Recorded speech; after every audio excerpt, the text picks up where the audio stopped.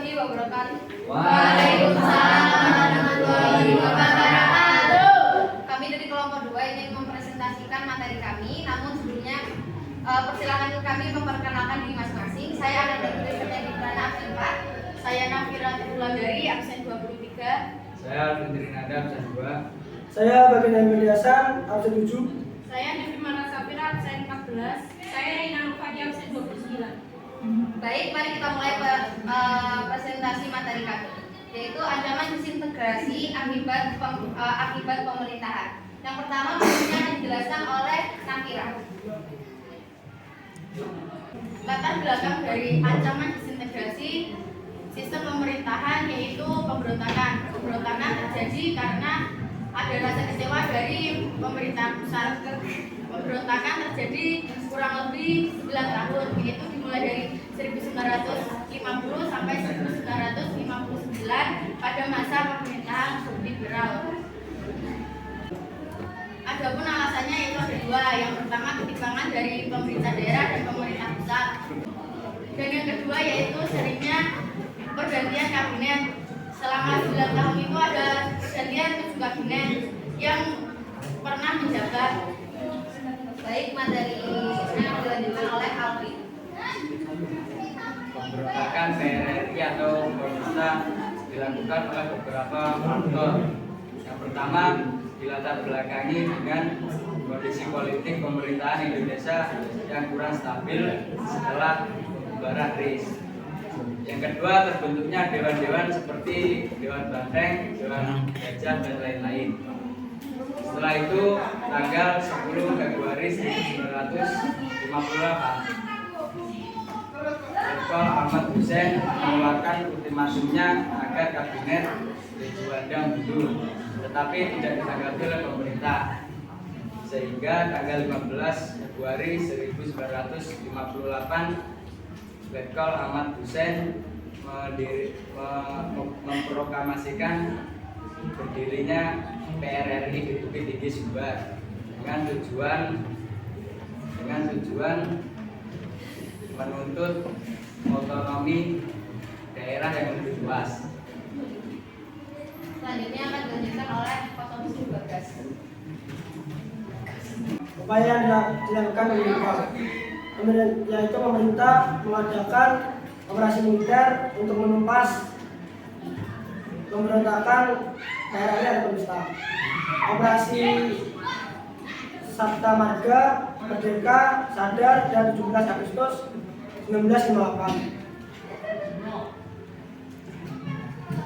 Dan pemberontakan sudah dihentikan oleh TNI. Pada tahun 1961, Presiden Soekarno memberikan amnesti kepada para mantan anggota PRRI atau Komista. Dan dampak pemberontakan PRRI antara lain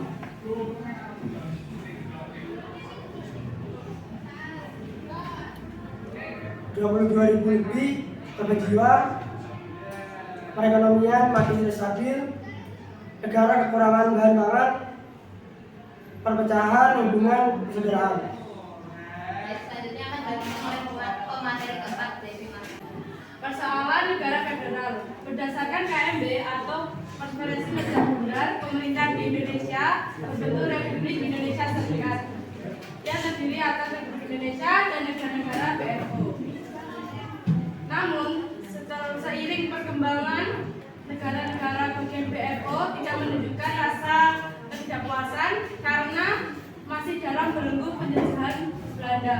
Oleh karena itu, NIS dibubarkan dan semua bagian negara bersatu menjadi NKRI. Dan yang terakhir, pemateri kelima yaitu Reina sekaligus membacakan kesimpulan. Saya di sini akan menjelaskan tentang pembentukan BFO. BFO itu memunculkan 2 golongan, yaitu golongan federalis sama golongan unitaris. Kalau golongan federalis itu pro Belanda. Kenapa sih kok pro Belanda? Karena federalis berupaya mempertahankan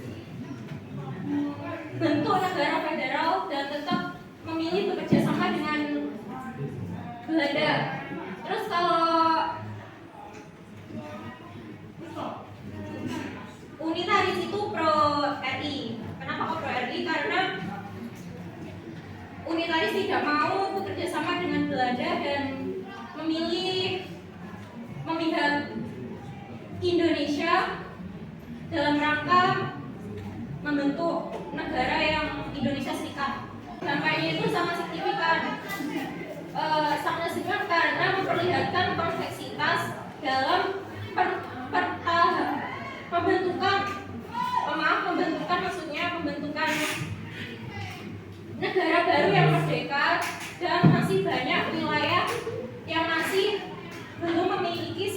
jelas.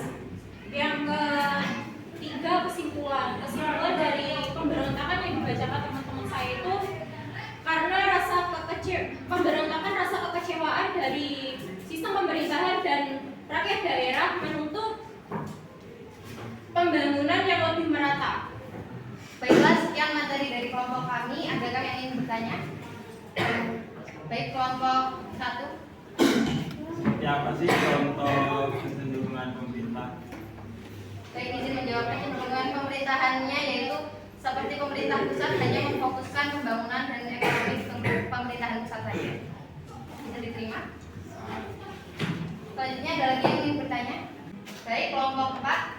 Mengapa sistem pemerintahan liberal tidak bertahan lama? Karena dijatuhkan oleh mosi-mosi tidak percaya partai di parlementer. Kenapa mereka tidak percaya pada partai politik? Karena para parlementer ini memprotes ketidaksesuaian dengan mayoritas suara dari parlemen. Bisa diterima? Baik, terima kasih. Jika tidak ada pertanyaan lagi, saya akan akhiri presentasi kali ini. Mohon maaf apabila ada salah kata dan bicara. Assalamualaikum warahmatullahi wabarakatuh. Waalaikumsalam warahmatullahi wabarakatuh.